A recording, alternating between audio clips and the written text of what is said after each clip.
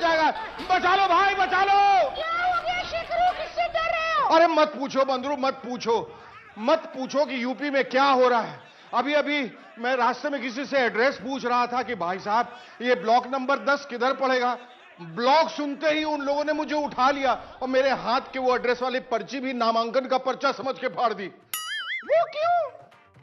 अरे दरअसल बंदरू, यूपी में ब्लॉक प्रमुख के चुनाव हो रहे हैं और वो लोग समझ रहे थे कि मैं चुनाव में नॉमिनेशन करने आया हूं, इसलिए मुझे अगवा करने की कोशिश कर रहे थे। ये हो रहा है यूपी में ब्लॉक प्रमुख के इलेक्शन में। लग रहा है कहीं अपहरण फिल्म की शूटिंग हो रही है, तो कहीं गैंगस्टर की, तो कहीं मर्डर की, तो कहीं गैंग्स ऑफ वासेपुर की।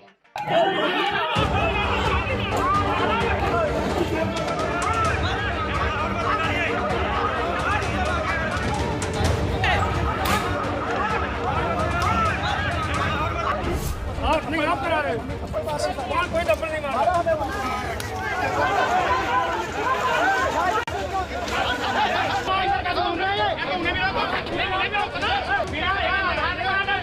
दिखाया अगर एंट्री हो गई। 635 से अधिक सीटों पर भारतीय जनता पार्टी क्षेत्र पंचायत प्रमुख के चुनाव में विजयी बन रही है। यूपी में कुछ दिन पहले हुए जिला पंचायत अध्यक्ष और आज संपन्न हुए ब्लॉक प्रमुख के चुनाव में हुई हिंसा और गुंडागर्दी को देखकर पता है मुझे क्या लग रहा है बंदरू? क्या लग रहा है? मुझे लग रहा है बंदरू कि गुंडागर्दी और बदमाशी प्री रेक्विजिट्स यानी कि मिनिमम क्वालिफिकेशंस हैं यूपी बिहार के पॉलिटिक्स के एग्जाम में पास होने के लिए।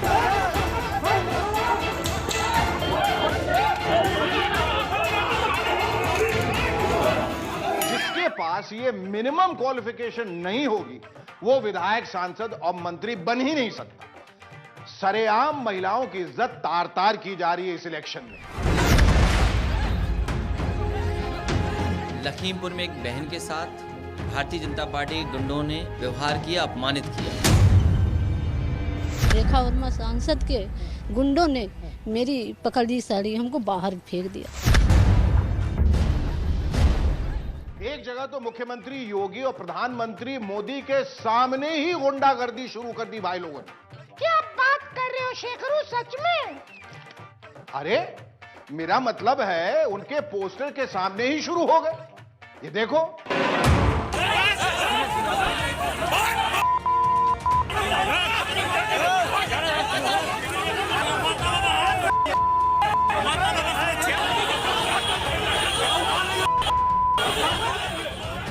भाई पोस्टर पर ही सही, लेकिन मोदी जी और योगी जी का कुछ तो लिहाज करना चाहिए था, कुछ तो शर्म होनी चाहिए थी, हैं? होनी चाहिए थी कि नहीं? बड़े बेशर्म लोग हैं। एक जगह तो ये लोग पुलिस के सामने ही कैंडिडेट का अपहरण करने लगे।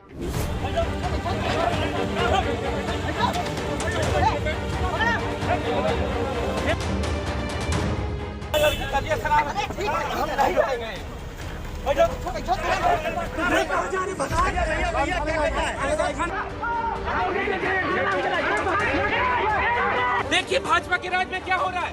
ये देखिए ब्लॉक प्रमुख प्रत्याशी को, ब्लॉक प्रमुख प्रत्याशी को बलिया के ब्लॉक प्रमुख प्रत्याशी शादी किया जा रहा है। ये वाला जरा फिर से दिखाओ।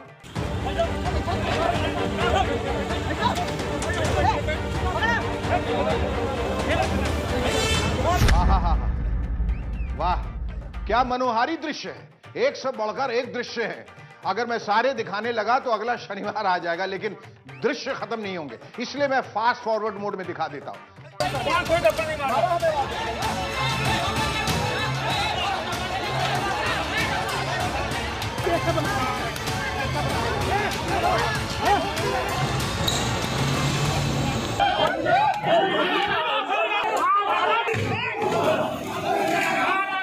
तो देखा, ये थे ब्लॉक प्रमुख चुनाव के कुछ प्रमुख दृश्य। लेकिन पुलिस क्या कर रही थी? उसने कुछ नहीं किया। अरे ऐसा क्यों कह रहे हो? कुछ नहीं किया?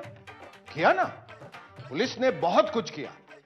पुलिस ने शांति से सब कुछ देखा, म्यूट विटनेस बनकर। लोग फालतू में ही आरोप लगाते रहते हैं कि यूपी में पुलिस जाती करती है। देखिए देखिए देखिए, यहां कैसे शांति से खड़ी देख रही है पुलिस। पुलिस के सामने ही बंदे को उठा के ले जा रहे हैं। पुलिस का कतई कोई डर नहीं है। कुछ लोग पता नहीं क्यों डरते हैं बेचारी पुलिस से। देखिए देखिए, एक और नमूना देखिए, दिखाओ भाई। पूरी गली बंद पड़ी है। वहाँ क्या मतलब है? वहाँ आदमियों का मतलब है।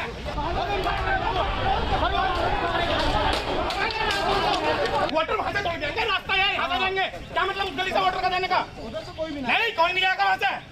कानून सिखाने की कोशिश मत करो। अरे नहीं जा रहा। अरे आपको कानून कैसे सिखा सकते हैं भाई साहब? आप तो सत्ताधारी पार्टी के मेंबर हैं। आपको कानून कैसे सिखा सकता है? कानून तो हमारी पुलिस रेड़ी पटरी वालों को सिखाती है।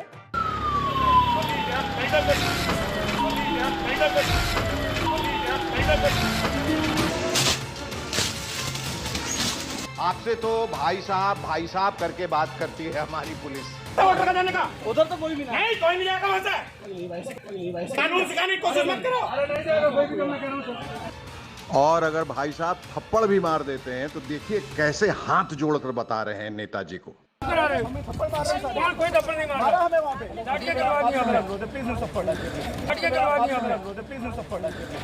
ऐसा नहीं है कि पुलिस किसी को थप्पड़ नहीं मारती, पुलिस भी मारती है। हाँ, नेताजी को नहीं मारती, बाकी सबको तो पता नहीं क्या क्या मार देती है, पत्रकारों को भी।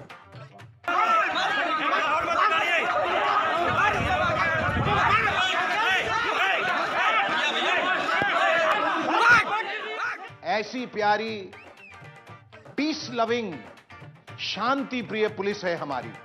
लोग बेमतलब पुलिस को दोष देते रहते। पॉजिटिव साइड देखनी चाहिए लोगों को। बेचारी पुलिस तो हमारे भविष्य के नेता बनाने में मदद करी है। ये जो लोग आज बम मारे, बम गोलियां चला रहे हैं, ये आने वाले विधानसभा चुनाव के लिए रिहर्सल कर रहे हैं। इस रिहर्सल को देखकर मुझे तो अभी से डर लग रहा है कि अगले साल विधानसभा चुनाव में क्या होगा। जाने क्या होगा रामा रे, जाने क्या होगा मौला रे।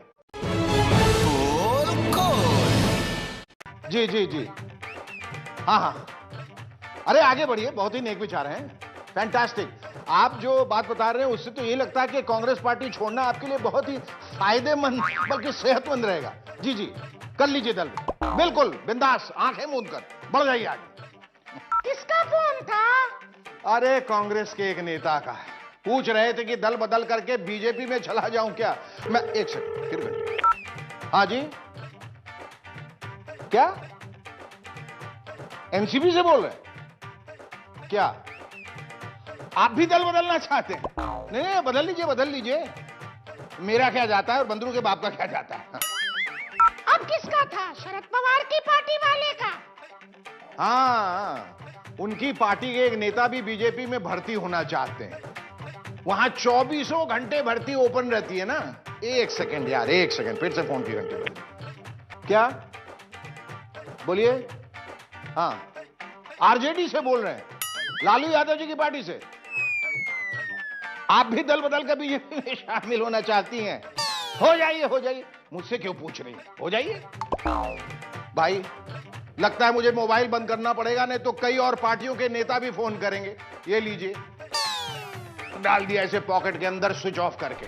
वो क्या है कि जब से नरेंद्र मोदी जी ने मंत्रिमंडल में बड़ा फेरबदल कर बहुत सारे दल बदलों को मंत्री बनाया है, तभी से कई पार्टियों के नेताओं का मन बीजेपी में आने के लिए लोलुप हो रहा है। लोलुप।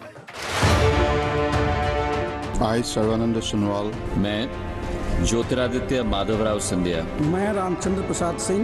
मैं किरण रिजिजू ईश्वर की शपथ लेता हूँ that I will bear true faith। मैं विधि द्वारा स्थापित भारत के संविधान के प्रति सच्ची श्रद्धा और निष्ठा रखूंगी कि जो विषय संघ के मंत्री के रूप में मेरे विचार के लिए लाया जाएगा संसूचित या प्रकट नहीं करूंगा।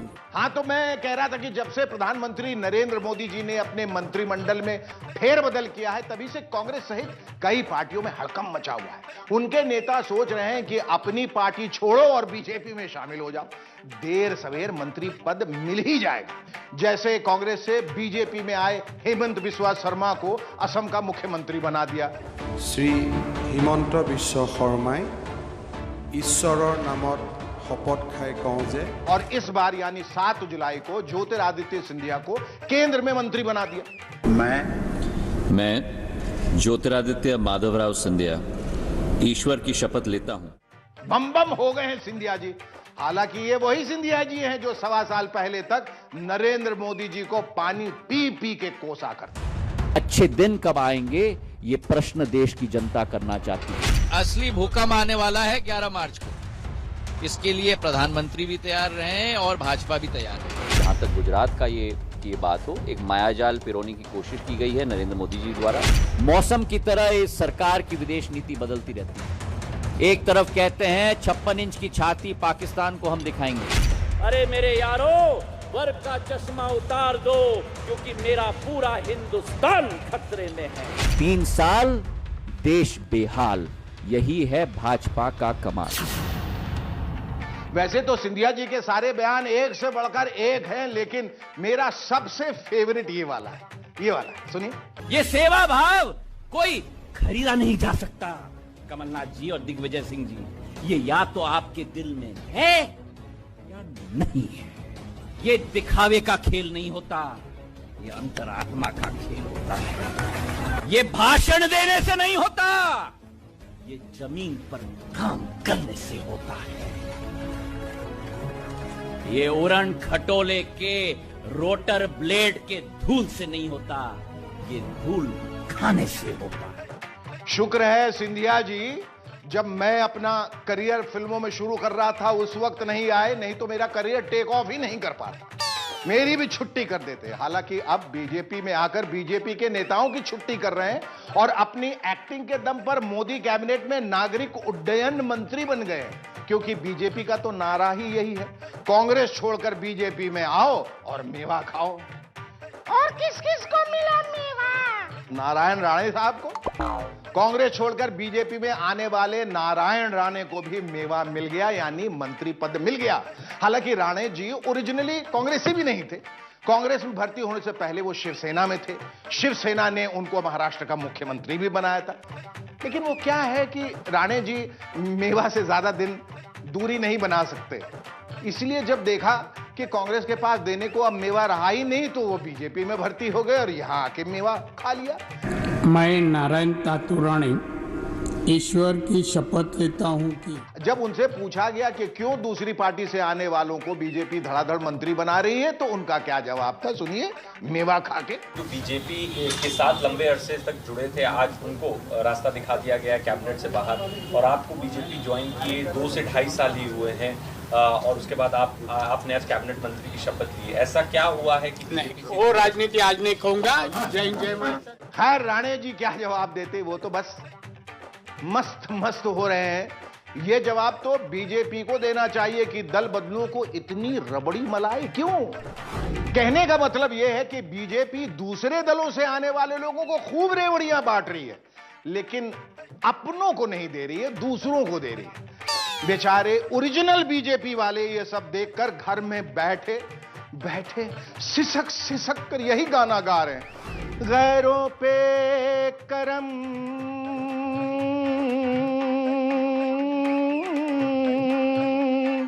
अपनों पे सितम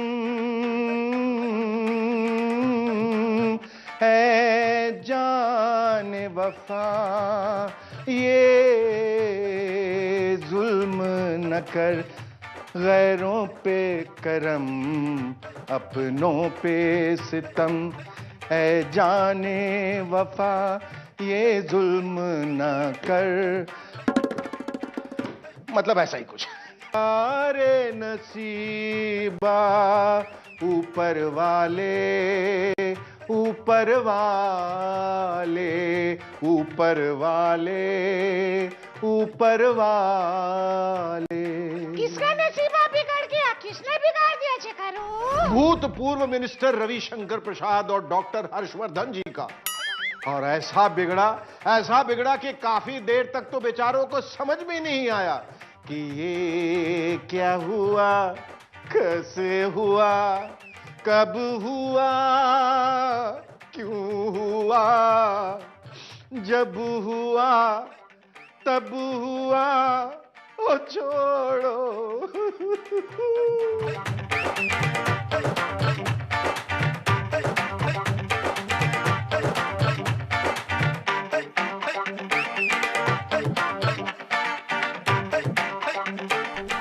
ट्विटर की चिड़िया से रोज चोंच से चोंच लड़ाने वाले रविशंकर प्रसाद जी हमेशा उत्तेजित मुद्रा में रहते थे, सबसे भिड़ने को तैयार, हर वक्त तैयार, हमेशा तैयार। एक साथ दो दो लोगों से भिड़ लेते थे, इसलिए मंत्रालय भी दो दो संभालते थे, बहुत कुछ संभालते थे, सिर्फ अपना गुस्सा बेचारा नहीं संभाल पाते थे। ट्विटर से तो रोज ब रोज मलयुद्ध करने में लगे रहते थे। ऐसा लगता था कि अरे ट्विटर को अब पटका कि तब पटका। और जब भी मोदी जी कोई फैसला लेते थे तो रविशंकर जी अपनी चिर परिचित उत्तेजित मुद्रा में बोल उठते थे, मास्टर स्ट्रोक, मास्टर स्ट्रोक। लेकिन अब जाकर उन्हें पता चला है कि मास्टर क्या होता है और मास्टर का स्ट्रोक क्या होता है। बाउंड्री पार, ये मैं नहीं, शिवसेना के प्रवक्ता संजय राउत जी कह रहे हैं। रविशंकर प्रसाद जी हमेशा मास्टर स्ट्रोक मोदी जी का मास्टर स्ट्रोक का संदर्भ देते थे, तो मास्टर स्ट्रोक का हमला उनके ऊपर ही हुआ है। ये प्रसाद मिला है बेचारे रविशंकर प्रसाद जी को। अब थोड़ी सी बात कर लेते हैं कष्टवर्धन जी, सॉरी हर्षवर्धन जी की, कि कैसे हर्षवर्धन जी के हर्ष का वर्धन होने के बजाय कष्ट का वर्धन हो गया। याद है बंदरू, जब कोरोना का प्रकोप अपने चरम पर था, जब पूरे देश में हाहाकार मचा हुआ था, लोगों को ना ऑक्सीजन मिल पा रही थी और ना वेंटिलेटर, हर तरफ त्राही मची हुई थी, याद है तुम्हें?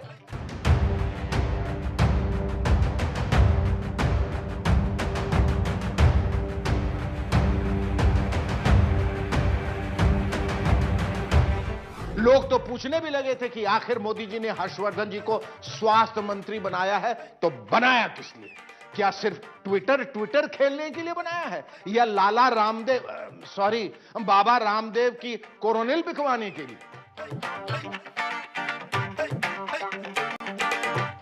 खैर, ऊपर वाले के घर में यानी मोदी जी के घर में देर है, अंधेर नहीं। मोदी जी कैबिनेट में सबसे ऊपर हैं, उसके मुखिया हैं, तो सारे मिनिस्टर्स के लिए ऊपर वाले ही हुए ना।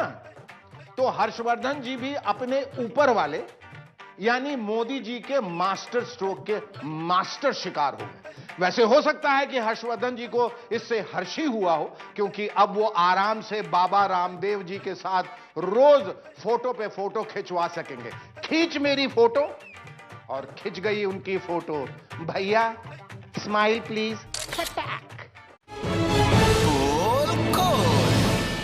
तो ये था आज का पोल खोल। अगले शनिवार को आप लोगों से एक बार फिर मुलाकात होगी अपने बंदरों के साथ। तब तक के लिए मुझे इजाजत दीजिए। नमस्कार, प्रणाम, शब्बा खैर, अलविदा, खुदा हाफिज। चल भाई, बैठा रहेगा क्या?